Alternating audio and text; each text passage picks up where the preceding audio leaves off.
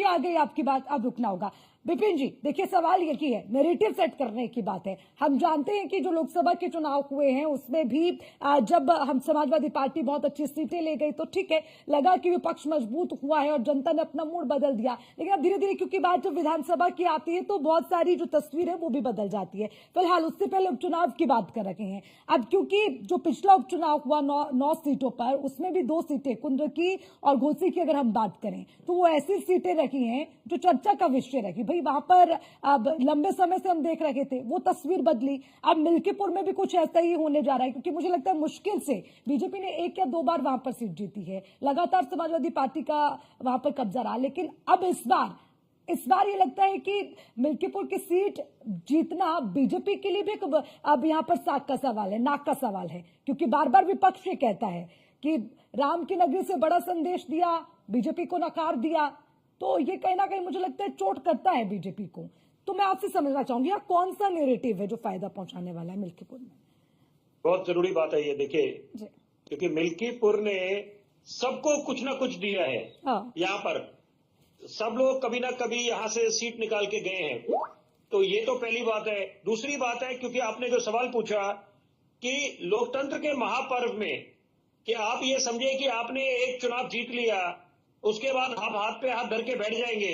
अंग्रेजी का शब्द है कंप्लेसेंट, नहीं बन सकते आप कि आप टेकन फॉर ग्रांटेड ले लें या बिल्कुल सोचिए। ये ऑनगोइंग प्रोसेस है, निरंतर आपको लोकतंत्र में प्रयास करते रहना है ताकि आप रेलिवेंट भी रहें और आप लोग रेस में रहें। तो यहाँ पर आप जो आपकी पुरानी जीत है केवल उस पे आप गौरव नहीं कर सकते। यहाँ पर कि आपको निरंतर नए नए प्रयास करते रहने पड़ेंगे, क्योंकि यहाँ पर आपको दुश्मन जो है, ओपोनेंट जो है, उनको कम नहीं समझना चाहिए।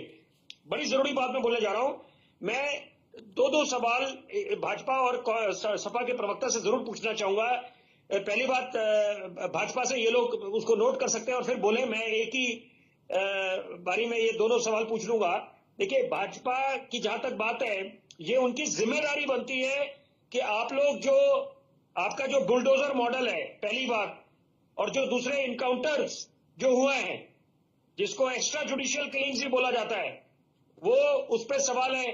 दूसरी बात है कि $1 ट्रिलियन की बात करी लाल किले की प्राचीर से, जब देश के माननीय प्रधानमंत्री ने अपना एक सपना साझा करा। उन्होंने बोला आने वाले वक्त में हिंदुस्तान की अर्थव्यवस्था $5 ट्रिलियन तक पहुंचेगी।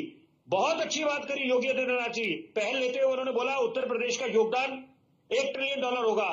तो कितने रोजगार हुए हैं, और जो इन्वेस्टर समिट होते हैं कितने वो कारगर साबित हुए हैं। और last but not the least, आखिरी में, कि महाकुंभ पे जवाबदेही बनती है सरकार की।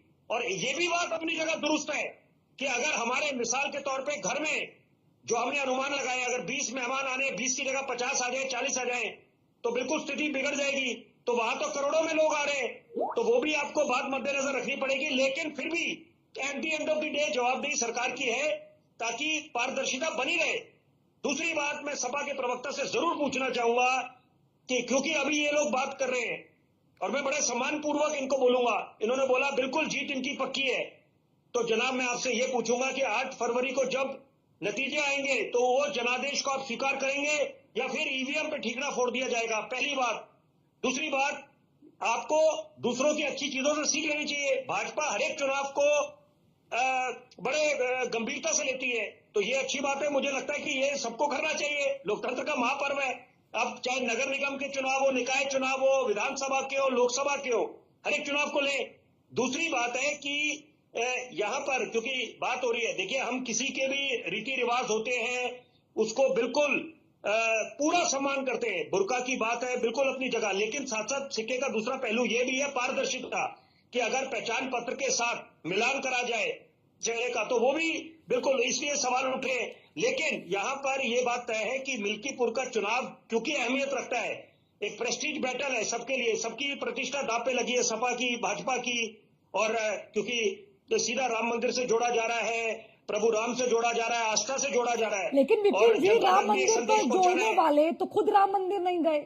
मतलब आप घर बैठे हनुमान पूजा तो कर रहे हैं, आप हनुमान के आराध्य और राम मंदिर नहीं गए। भाई ये तो खुद में चौंकाने वाला है। अजीत यादव जी, ये तो आपको मेरी बात बुरी लगेगी। मैं बड़ी जरूरी बात है अर्चना जी बोलूंगा, अगर आप अनुमति दें। जी, मैं 1 मिनट बोलना चाहूंगा। देखिए, मैं दो बातें, ये बात समझने वाले सब समझ जाएंगे जो मैं इशारा कर रहा हूं। देखिए, एक तरफ जो वक्फ बोर्ड की बात है, वक्फ अमेंडमेंट बिल की बात है कि अगर भाजपा की बात करें, ये बोल रहे हैं कि आप कैसे, आपने इतनी जमीनें वक्फ बोर्ड के नाम होगी। उसी तरह से, उसी मापदंड से, उसी आधार से कि यहाँ पर हर मस्जिद में आपको मंदिर नहीं ढूंढना नहीं चाहिए, ये भी बात दोनों में। तो इसका मतलब ये है मेरा कहने का सरल भाषा में कि सबको, ये देश हम सबका है, गंगा जमुनी तहजीब है, सर्व धर्म सम्मान करने वाला मुल्क है। सबको दो दो कदम आगे चलने पड़ेंगे, क्योंकि जो ये विश्वास का अभाव हो गया, ठीक है जी। दूरियां, मतभेद हो सकते हैं, लेकिन दिलों की दूरियां, ये फासले बढ़ने नहीं चाहिए। ठीक है, सबका सपना है कि हिंदुस्तान को महाशक्ति बनाए। ठीक है अजीत जी, आप जल्दी से ये जवाब दे दीजिए, क्योंकि विपिन जी ने भी पूछा कि अब जब 8 फरवरी को नतीजे आएंगे तो क्या करिएगा, स्वीकार करिएगा कि नहीं स्वीकार करिएगा? देखिए, चुनाव बात हार जीत की नहीं है। हाँ।